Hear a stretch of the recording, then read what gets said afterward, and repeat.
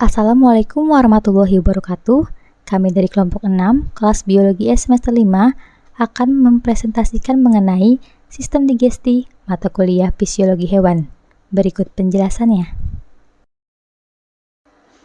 Adapun anggota dari kelompok kami, yaitu yang pertama, Vina Nur Arifah, saya sendiri, dengan NIM 19081061111 sebagai pemateri pertama, dan rekan saya Zakia Nur Afrilia dengan NIM 1908162 sebagai pemateri kedua.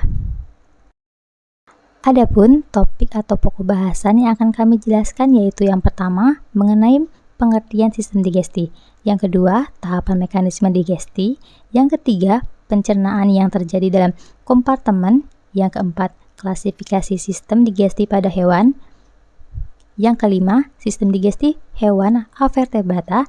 Yang keenam, sistem digesti pada hewan vertebrata.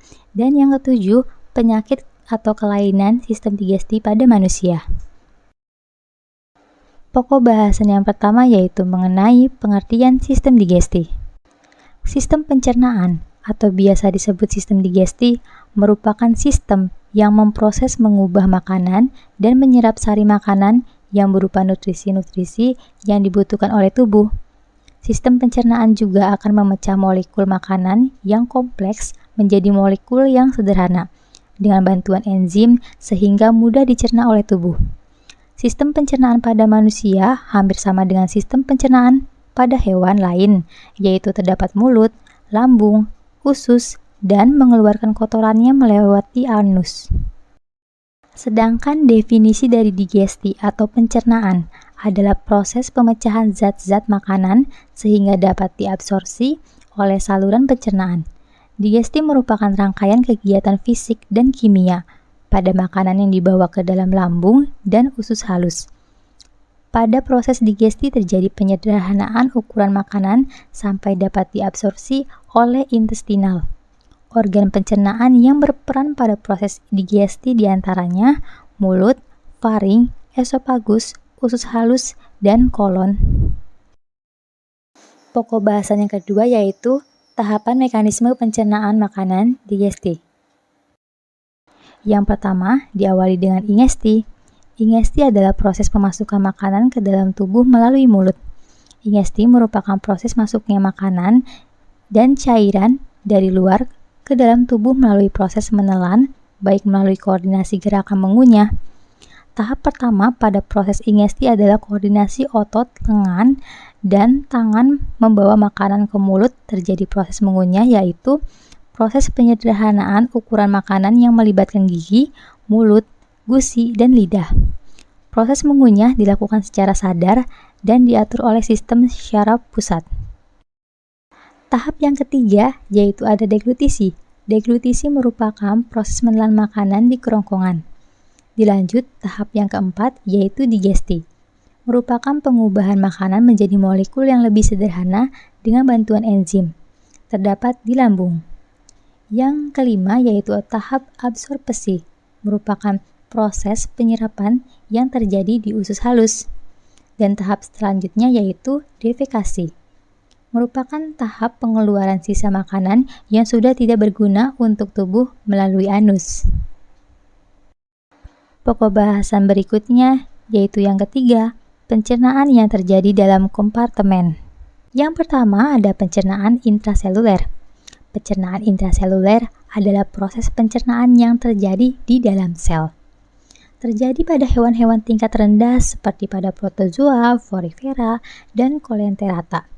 Pencernaan terjadi secara intraseluler, kecuali pada Coelenterata yang juga merupakan pencernaan ekstraseluler. Di samping ada proses pencernaan makanan pada paramecium. Diawali dengan makanan masuk ke dalam sitoplasma, kemudian terbentuk vakuola makanan. Dan selanjutnya, tempat pencernaan berlangsung berupa zat-zat makanan. Hasil pencernaan masuk ke dalam sitoplasma secara difusi. Dan yang terakhir adalah sisa makanan yang tidak dapat dicerna dikeluarkan dari vakuola menuju keluar sel melalui membran plasma. Sebelumnya telah dijelaskan mengenai pencernaan intraseluler. Berikutnya yaitu pencernaan ekstraseluler. Pencernaan ekstraseluler adalah proses pencernaan yang terjadi di luar sel. Pada bagian besar hewan, paling tidak beberapa hidrolisis terjadi melalui pencernaan ekstraseluler, yaitu perombakan makanan di luar sel. Contohnya, proses digesti pada cacing planaria.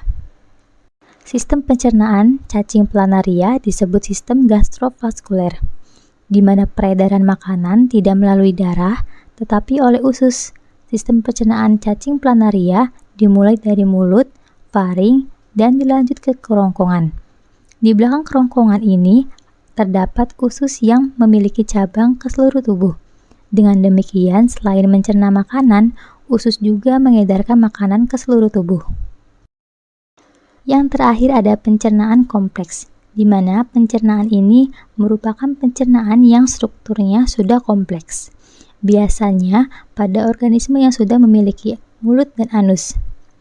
Saluran digestinya lengkap seperti yang ditampilkan pada gambar di samping, dari mulai kelenjar ludah hingga anus. Contohnya pada hewan mamalia. Pokok bahasan yang keempat yaitu klasifikasi sistem digesti pada hewan. Makanan diambil, dipisahkan, dan diambil dalam proses hewan nutrisi. Maksudnya adalah secara konsep, nutrisi berbeda dengan pakan. Pakan adalah segala sesuatu yang kita berikan pada ternak untuk dimakan. Sedangkan nutrisi adalah apa yang terkandung dalam pakan tersebut. Sistem digesti pada hewan diklasifikasikan yang pertama berdasarkan kebutuhan untuk memberi makan. Secara umum dikategorikan hewan terbagi menjadi 3 kategori. Yang pertama, hewan herbivora, yaitu hanya makan terutama autotrof, yang meliputi tumbuhan dan ganggang. Yang kedua ada karnivora, yaitu organisme yang hanya makan daging. Yang ketiga adalah omnivora, secara teratur mengkonsumsi hewan serta tumbuhan atau alga, atau hewan pemakan segalanya. Pertama, ada pemakan suspensi. Hewan akuatik adalah pemakan suspensi, atau yang disebut dengan suspension feeder, yang menyaring partikel makanan kecil dari air, contohnya remis dan tiram. Yang kedua ada pemakan substrat. Pemakan substrat atau substrate feeder hidup dalam atau pada makanannya. Hewan jenis ini makan sambil menggali saluran membuat jalan di dalam makanannya. Contohnya yaitu pada cacing tanah. Ketiga yaitu pemakan cairan atau disebut dengan fluid feeder. Memperoleh makanannya secara menyedot cairan yang kaya nutrien dari inang hidup. Contohnya nyamuk dan lintah menyedot darah dari hewan. Yang ketiga yaitu diklasifikasikan berdasarkan makanan hewani harus menyediakan energi kimia, molekul organik, dan nutrisi penting. Makanan hewani menyediakan energi kimia yang diubah menjadi ATP dan proses tenaga dalam tubuh. Hewan membutuhkan sumber karbon organik dan nitrogen organik untuk membangun molekul organik. Kemudian, nutrisi penting dibutuhkan oleh sel dan harus diperoleh dari sumber makanan. Berikut ditampilkan tabel mengenai 4 kelas nutrisi esensial penting dan contoh makanannya. Yang pertama ada asam amino esensial. Contoh makanannya yaitu berupa telur, daging unggas, ikan, dan lain-lain. Yang kedua, asam lemak esensial. Contoh makanannya berupa salmon, sarden, tuna, dan lain-lain. Yang ketiga, yaitu vitamin. Contoh makanannya minyak hati ikan kod, salmon, kuning telur, hati sapi, dan lain-lain. Dan yang terakhir yaitu mineral. Contoh makanannya ada telur, susu, keju, dan sebagainya. Mungkin cukup sekian yang dapat saya sampaikan. Materi berikutnya akan dilanjut oleh rekan saya, Zakia Nur Aprilia. Kepadanya dipersilakan. Baik, terima kasih kepada Saudari Vina Nurul Arifah yang telah memaparkan materi sebelumnya. Kemudian, penjelasan selanjutnya akan dibahas oleh saya sendiri mengenai sistem digesti hewan avertebrata atau biasa disebut sebagai hewan tidak bertulang belakang. Nah, berikut ini merupakan salah satu contoh sistem digesti hewan avertebrata yang pertama dapat ditemukan pada hewan Echinodermata.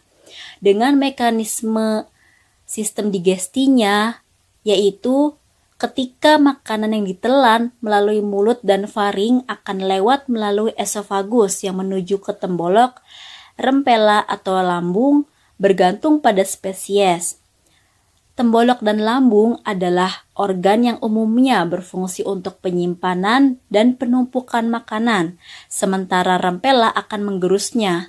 Makanan kemudian akan memasuki usus halus, di mana enzim-enzim pencernaan menghidrolisis molekul makanan dan nutrien diserap melewati lapisan pipa pencernaan tersebut ke dalam darah. Bahan buangan yang tidak tercerna akan dikeluarkan melalui anus. Bisa terlihat pada contoh di samping, itu merupakan sistem pencernaan pada hewan Echinodermata.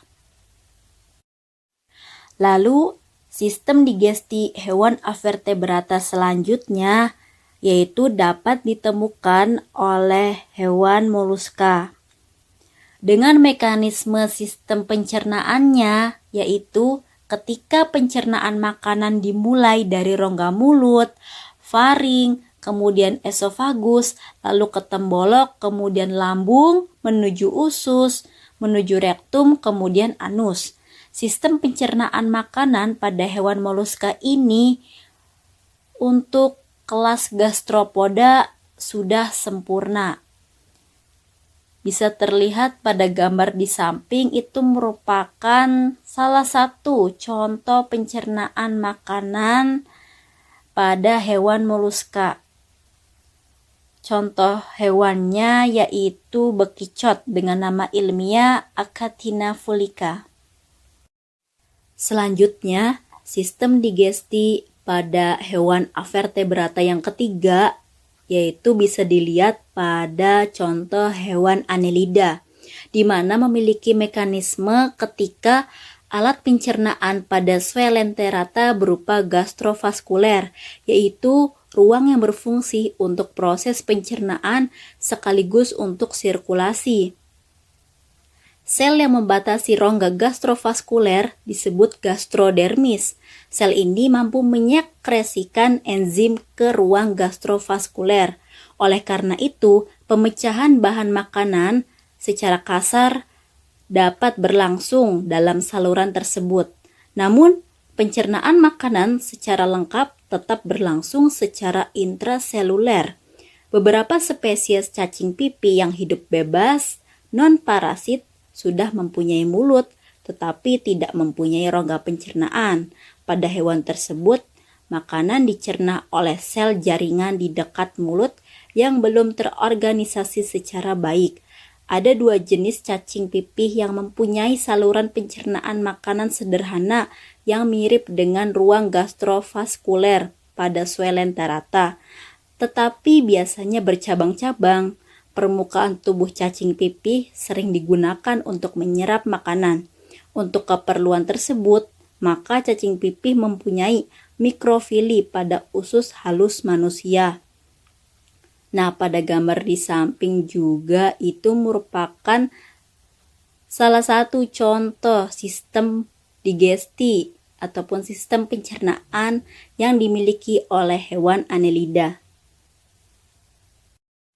Nah, sebelumnya sudah dibahas mengenai sistem digesti hewan avertebrata. Lalu, bagaimana ya sistem digesti pada hewan vertebrata ini? Yuk, mari kita simak.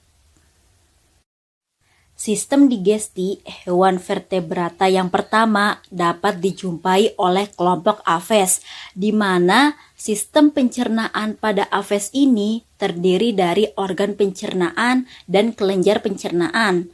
Makanan burung terdiri dari beberapa jenis seperti serangga, buah-buahan, dan biji-bijian.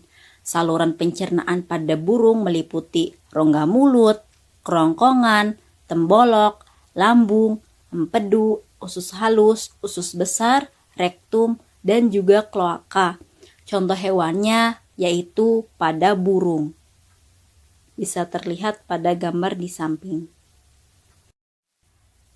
Nah, sistem digesti pada hewan vertebrata yang kedua yaitu dimiliki oleh kelompok amfibi, di mana memiliki mekanisme sistem pencernaannya melalui saluran pencernaan.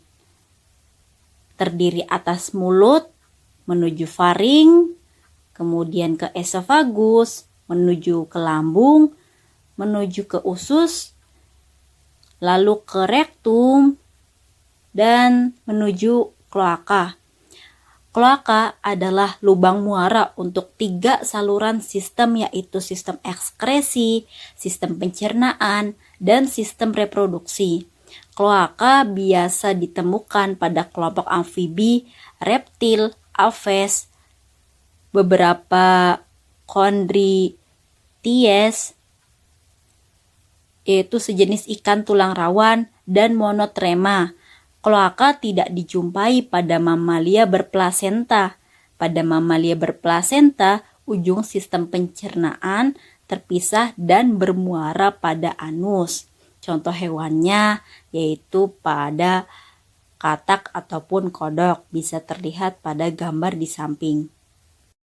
Selanjutnya, sistem digesti pada hewan vertebrata yang ketiga dapat dijumpai oleh kelompok Pisces, di mana memiliki mekanisme yaitu ketika saluran pencernaan ikan dimulai dari rongga mulut atau biasa disebut dengan cavum oris, yang di dalamnya terdapat gigi-gigi kecil yang berbentuk kerucut pada geraham bawah dan lidah pada dasar mulut yang tidak dapat digerakkan dan banyak menghilangkan lendir, tetapi tidak menghasilkan ludah.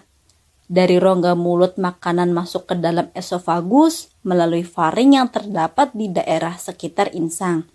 Esofagus berbentuk kerucut, pendek, terdapat di belakang insang, dan bila tidak dilalui makanan, maka makanan akan lumen serta menyempit. Dari kerongkongan makanan didorong masuk ke lambung sehingga lambung menjadi besar. Antara lambung dan usus tidak jelas batasnya. Pada beberapa jenis ikan terdapat tonjolan buntu yang berfungsi untuk memperluas bidang penyerapan makanan dari lambung makanan yang masuk ke dalam usus, berbentuk seperti pipa panjang, berkelok-kelok, dan sama besarnya bermuara pada anus. Kelenjar pencernaannya berupa hati dan pankreas. Sistem digesti pada hewan vertebrata yang keempat dapat dijumpai oleh kelompok mamalia, di mana memiliki mekanisme ketika saluran pencernaan terdiri dari mulut, kerongkongan, lambung, usus halus, usus besar, dan juga anus. Adapun perbedaan antara sistem pencernaan hewan memamah biak dengan manusia, terutama pada susunan dan fungsi gigi serta lambung. Hewan mamalia memiliki gigi seri dan gigi geraham.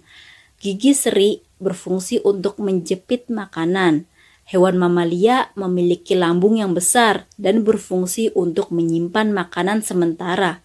Lambung tersebut terbagi menjadi 4, yaitu perut besar atau rumen, perut jala atau retikulum, perut kitab atau omasum, dan perut masam atau abomasum. Bisa dilihat pada contoh gambar di samping, itu merupakan salah satu contoh hewan mamalia, yakni tikus. Selanjutnya, sistem pencernaan pada hewan vertebrata dapat dijumpai oleh kelompok reptil, di mana reptil juga memulai pencernaan di mulut, lalu dikunyah dengan giginya, lanjut ke kerongkongan, lambung, usus halus, dan usus tebal, kemudian menuju ke kloaka.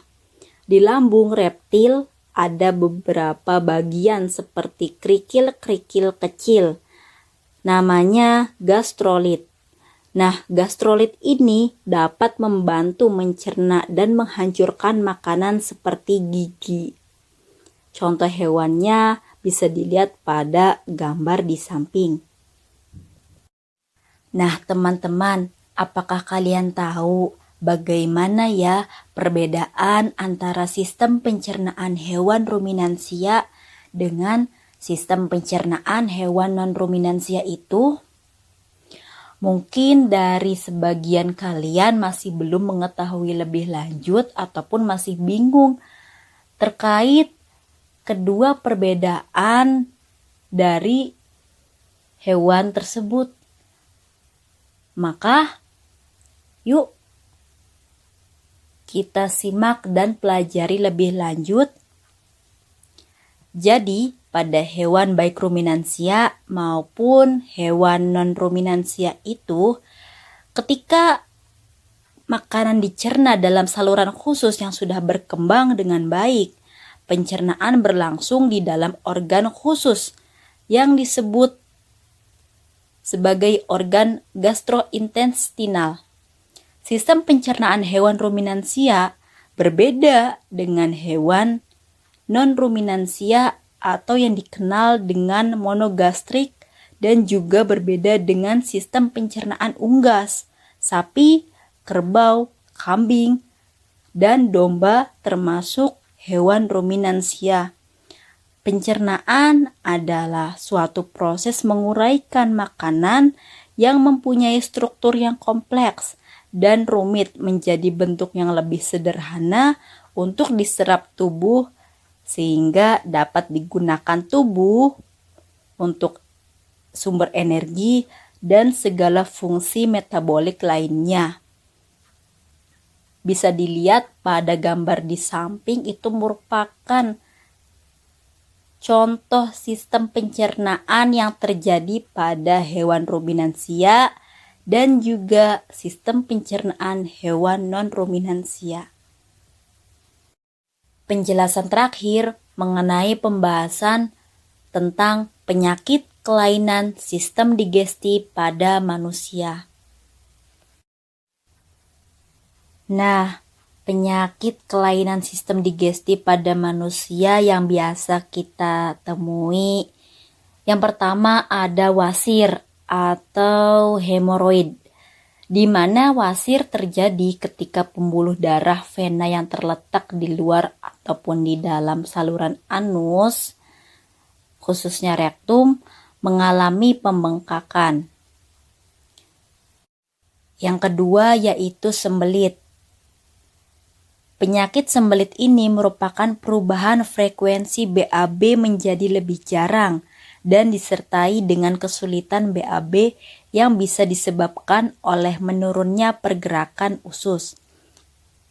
Yang ketiga, ada diare, di mana diare ini adalah peningkatan frekuensi BAB lebih dari 3 kali dalam sehari, disertai perubahan konsistensi menjadi lebih cair.